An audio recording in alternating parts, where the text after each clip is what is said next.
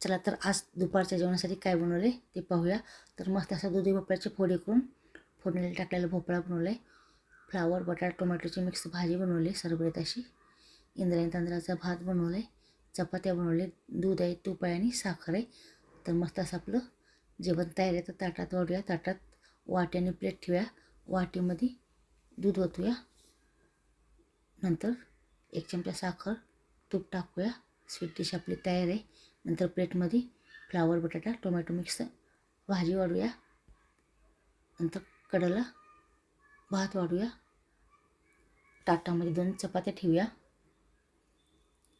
भोपळ्याची सुकी भाजी वाढूया. दुधी भोपळ्याची तोंडी लावायला शेंगदाण्याची चटणी आणि लोणच्याची फोड ठेवूया. तर मस्त असं आपलं जेवण ताट तयार आहे. तर देवाला नैवेद्य दाखवून आपण जेवायला घेऊया. या जेवायला आवडलं तर लाईक शेअर सबस्क्राईब करा. धन्यवाद.